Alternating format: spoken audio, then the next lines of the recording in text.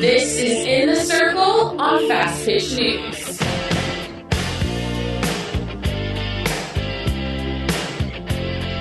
And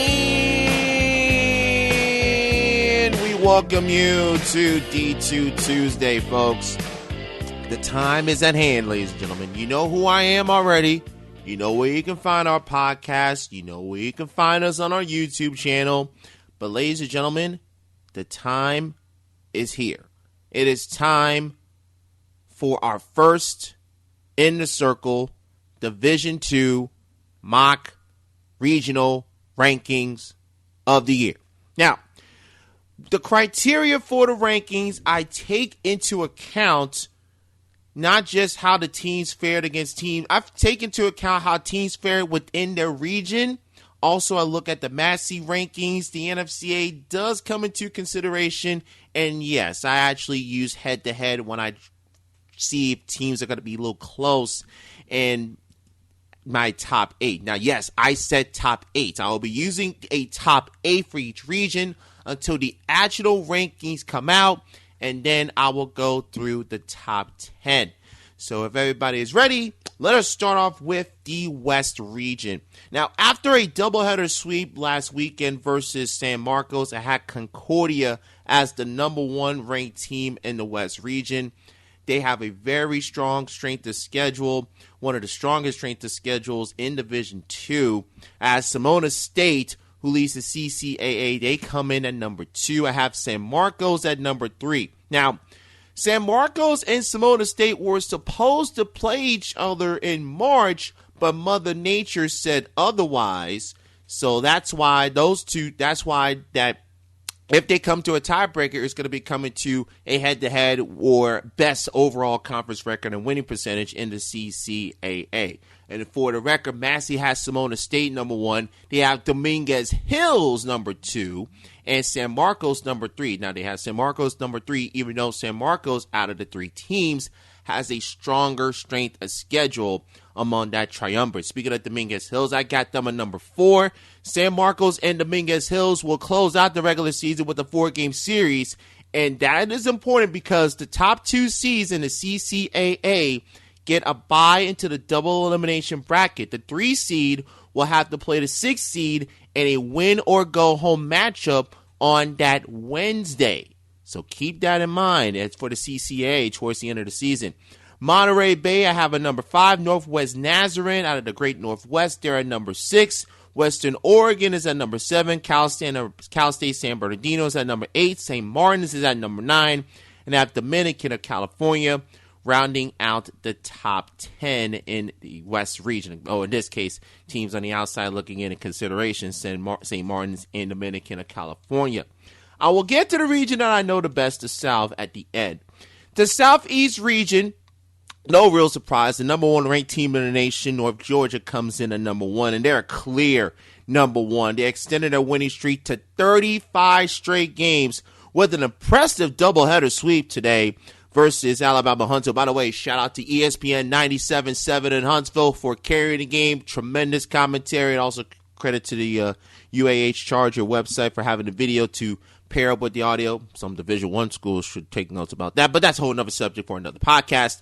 I have Wingate number 2, Lenore Ryan number 3, Carson Newman 4, Lincoln Memorial 5, Limestone 6. So that's that cluster out of the SAC. I got Columbus State 7, Emmanuel from Conference Carolina is rounding out the top 8 there, and I got Newberry and Georgia Southwestern on the outside looking in from the Southeast region. In the South Central, it's going to be a lot of teams from the Lone Star Conference because there are only 2 leagues in the South Central, the Lone Star and the Rocky Mountain, the RMAC. So I have Texas Tyler number 1, West Texas A&M number 2. I got Colorado Christian number 3. The way I see it, you have to reward Colorado Christian for what they've done so far in the regular season at this point in time. Top 10 team in the NFCA rankings. We'll talk about that in just a moment. 37-3, number 9 in the Massey rankings.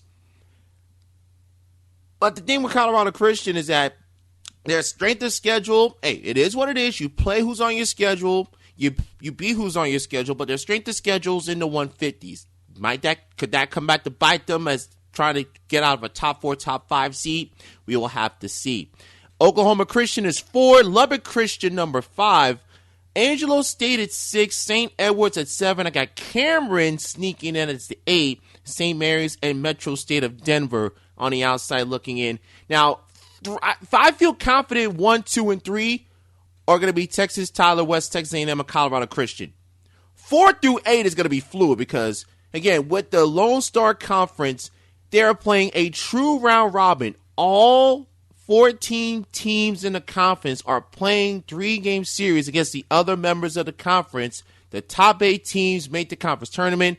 The number 1 seed, the regular season champion, will be hosting the conference tournament in the last week of before the selection Monday that takes place. So Oklahoma Christian, Lubbock Christian, that was very close. I gave the nod to Oklahoma Christian because they beat Lubbock Christian in the head-to-head.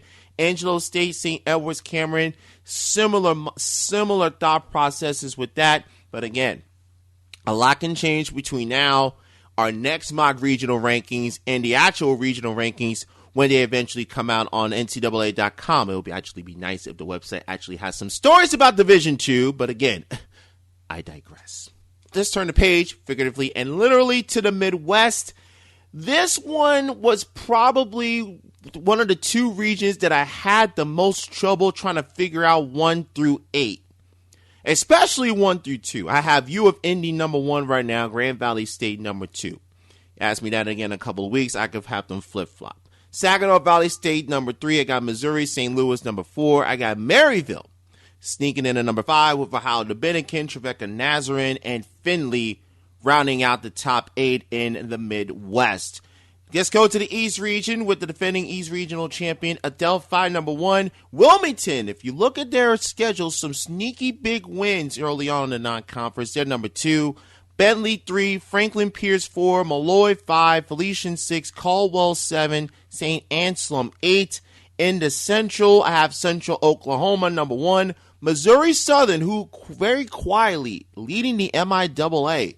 They're number 2, the defending national champion, Hillcrest Rogers State. They come in 3rd. Harding, I have 4. Minnesota Duluth at 5. Washburn 6. Southeast Oklahoma State at 7. Oklahoma Baptist 8. The Great Americas Conference, 5 teams are separated within 2 games from 1st and 5th. It is going to be a wild dash to the end of the regular season and the GAC tournament. And don't forget, Southern Arkansas still lurking in the weeds with the Fighting Jason Andersons. East Region, Westchester, I have 1. Seton Hill 2. Kutztown 3. Charleston with Michelle Fruits done a tremendous job with that program. She's there at 4. West Virginia Wesleyan at 5. Mercyhurst 6. Fairmont State 7. Frostburg State 8. Expect a lot of volatility in the East region within the next few weeks up until when the regional rankings come out. And then last but certainly not least, where I'm really going to sink my teeth into this, the South region. The South region, I feel of the 8 regions, the South region is the most solid in terms of what teams will likely make the postseason. Now, keep in mind, a team that is outside of the top 8 that wins their conference tournament and wins the conference automatic bid will get into the regional in the field of 64. The South is important because the SIAC, along with the Gulf South and the Sunshine State Conference, comprises the 3 conferences in that region.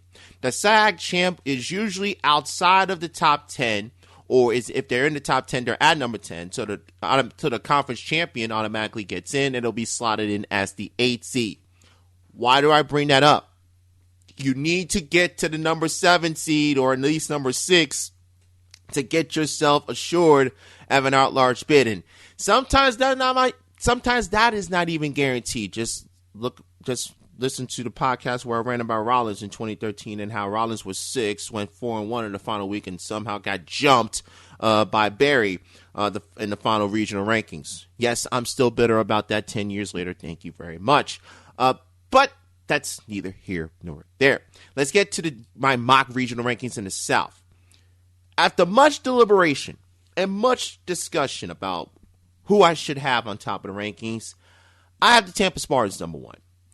You look at Tampa's resume, they went to Valdosta State, they split the 2 games with the Blazers, in Valdosta. And outside of that, Tampa only has 2 losses, each by 1 run.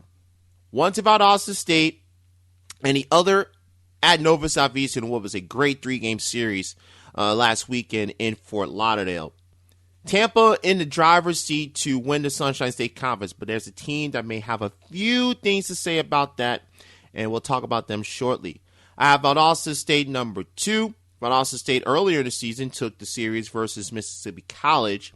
I have Alabama Huntsville, in spite of them getting swept earlier today versus North Georgia. And I have them at 3. Now, I do want to stress that I created and wrote down my mock regional rankings prior to the doubleheader with North Georgia and Alabama Huntsville. So the results of the doubleheader did not have any influence on where I had the Chargers or the Nighthawks in my regional rankings. North Georgia was going to be number 1 regardless, and they are probably a surefire lock to host the South Reach region as long as they keep on winning.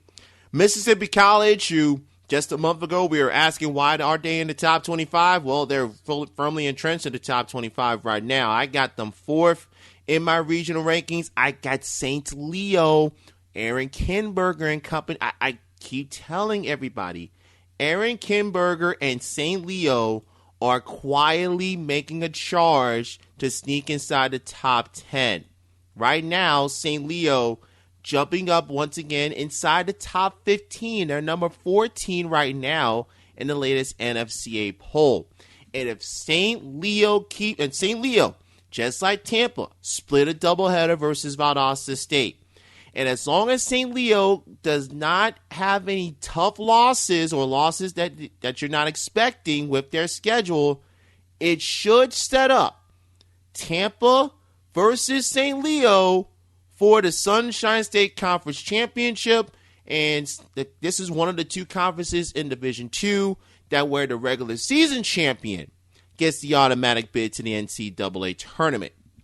So as long as St. Leo or Tampa don't stub their toe along the way, you could be heading for a matchup of 2 top 10 teams in the Sunshine State Conference at the next to last weekend of the regular season. Now, when you look at St. Leo's resume, they have 2 wins over West Alabama that just snuck into the NFCA top 25 and are on the outside, and they're right below a couple of other team in the conference, which I'll talk about shortly. They got 2 wins over West Alabama. They have a split of a doubleheader versus Wilmington. They do have a tough loss versus Nova Southeastern in the middle game of that 3-game set. That was the first game of the Saturday doubleheader where they lost 10-3 versus the Fighting Sharks, and then turn around and won that 3rd game 9-0 to win the series. And if you're St. Leo, you got at Flagler for a doubleheader tomorrow. You're off Easter weekend. Then you go at Lynn, host Eckerd. Then you got the big showdown in Tampa for that 3-game series that could decide the Sunshine State Conference Championship. And then you end the regular season at home versus Rollins. On the Tampa side of the ledger, they're coming off a dominant 3-game series on the road versus Rollins. And I'm sure Tampa took a little extra pleasure in knocking off the Tars, given how Rollins did not play Tampa when they had the COVID-restricted schedule a couple years ago, and as a result, Rollins was the one that got into the tournament, and Tampa was the team on the outside looking in. Trust me, Tampa fans are still bitter about that situation. Trust me, I've been involved in that rivalry for many, many years. Anyway, Tampa, they have Florida Tech, Eckerd, and Barry. 2 of those series are at home before they travel to St. Leo, and then they end the regular season versus Lynn. One team that you need to look out for is Embry-Riddle. Embry-Riddle is number 8, so they'll be on the outside looking in. I have Nova Southeastern, by the way, at number 6. I got West Alabama at number 7. Embry-Riddle, coming into this weekend, they are 21-14 overall. They are 8-7 in the conference. But they have wins over Wingate. They have a win over Auburn Montgomery. They won the series versus Rollins, which is the reason why I have them ahead of the Tars right now. They also beat Wilmington. Here's where Embry-Riddle can really make hay. And also they have a win at St. Leo where they shut out the Lions. Ironically enough, all 3 games of those series were shutouts 2 of those games, the Eagles were the team that had the 0 on their end, and then I mentioned they were the team that dealt the 0 on the final game of the series. They got Nova Southeastern this weekend. If Embry-Riddle wants to get themselves in consideration for an at-large, I feel they have to win that series versus Nova Southeastern. Because if you look at the remainder of their schedule, they host Palm Beach Atlantic, who's next to last in the conference. They host Florida Southern, who's also who's tied with Palm Beach Atlantic, both at 6-12 in conference play. They're at Eckerd, who's dead last of the conference at 5-10 overall, 20-12 overall in the season. And then they host Barry to end the regular season. Barry, middle of the pack, 20-19 overall, 6-9 in the league. So if you're Kelsey Dunn and you're Embry-Riddle, if you win the series versus Nova Southeastern, you get yourself a little wiggle room. Because all 4 of these series, as I mentioned, Palm Beach Atlantic, Florida Southern, Eckerd, and Barry, you are expected to win at least 3 of those series, and 2 of them you should sweep.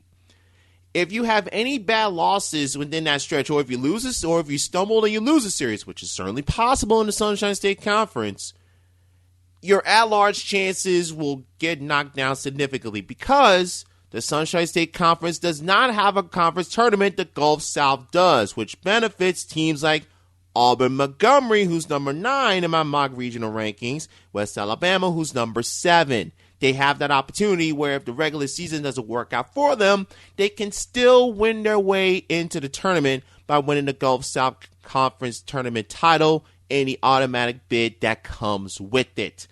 So, those are the first D2 Tuesday mock regional rankings. We'll post them on our Twitter page and we'll pin them up for your reading pleasure and your commentary, which was always appreciated. Make sure you keep it clean, folks. We got kids reading our timelines.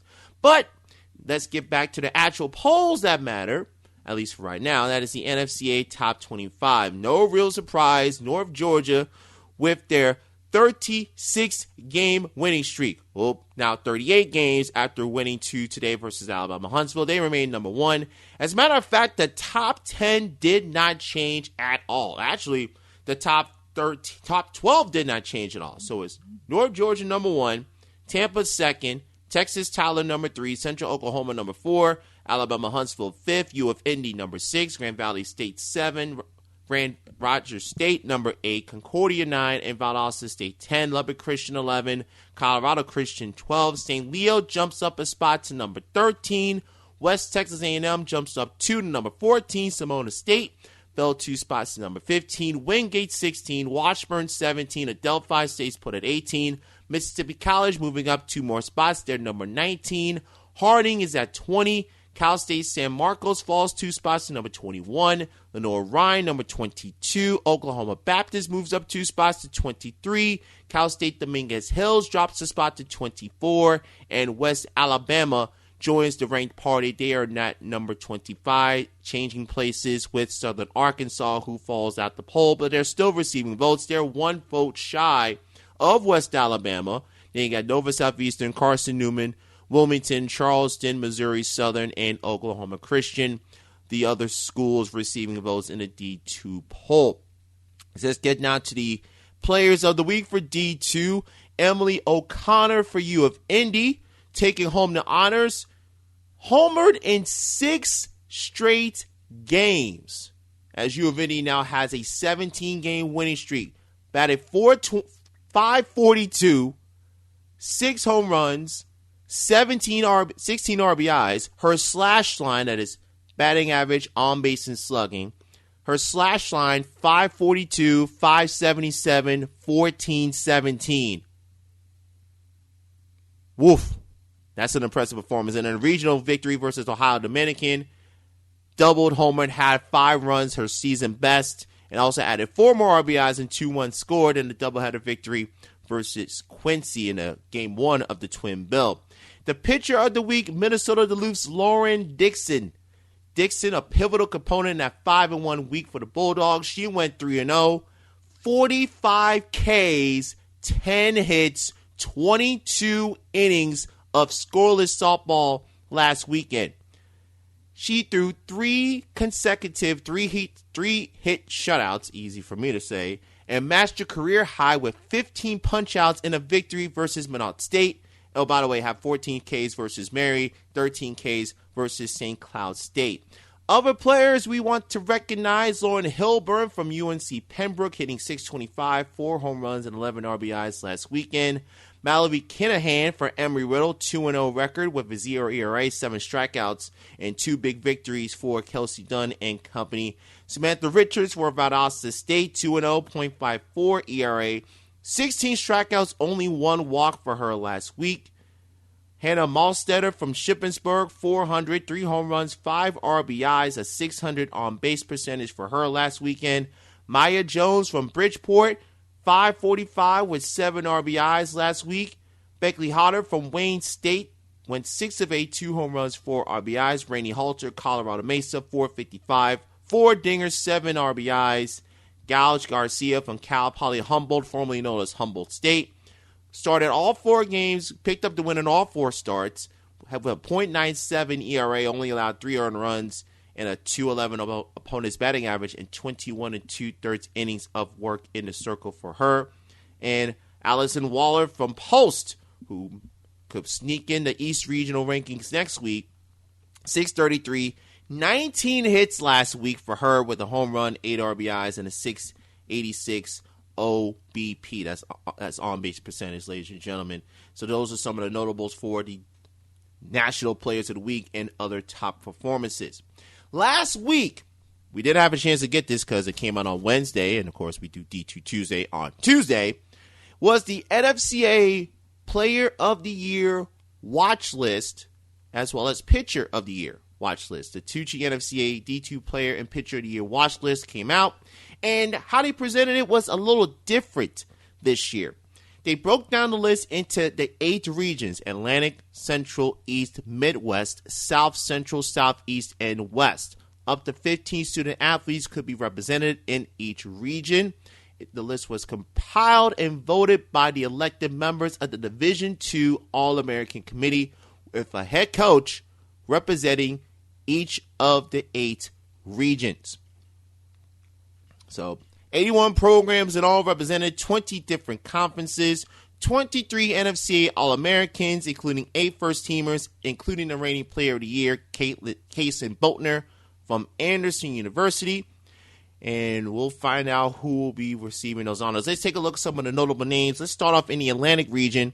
You got 5 returning All-Americans on this list, led by Madison Melvin, outfielder from Westchester; Hannah Moss-Stetler, first baseman from Shippensburg; Callie Rister, a utility two-way player from Cal U; Hannah Rose out of Charleston; Kendall Stoffel, pitcher from West Virginia Wesleyan. In the Midwest, Hannah Beatis, Lydia Goebel from Grand Valley State. No surprise, those 2 are on this list, as well as Lexi Reese and Kenzie Smith of U of Indy.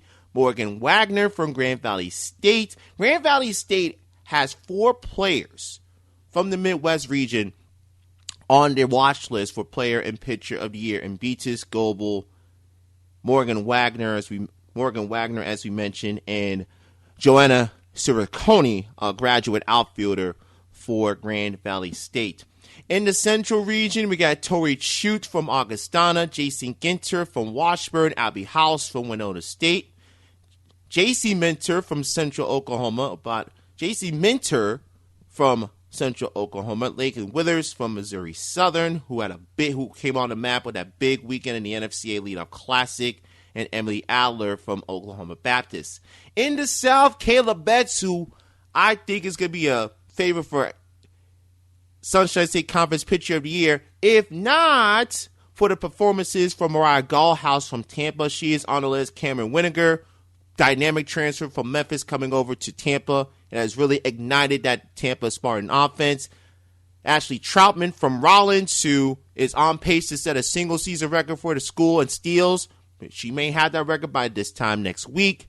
Taylor Robinson from Montevallo, Alexis Smith from Nova Southeastern, Abby Sweet from Valdosta State, some of the notables there in the South. In the East region, Jacqueline Dumont from Central Connecticut State, Sarah Miller from Wilmington, along with her teammate Lexi Moore, junior infielder, Catlin Struff from DeJorian Court, Courtney Wingren from Adelphi, Also, Lindsey Hibbs from Adelphi. Lindsey Hibbs, a tremendous pitcher that helped lead Adelphi to the D2 World Series a year ago.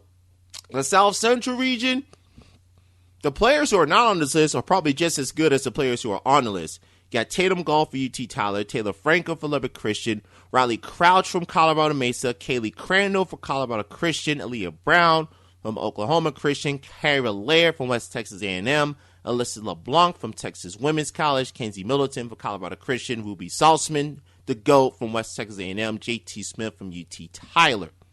In the Southeast, mentioned the reigning player of the year, Caitlin Boltner from Anderson. Anderson having a tough time this year. See if Anderson can turn it around and get into the Southeast Regional Tournament.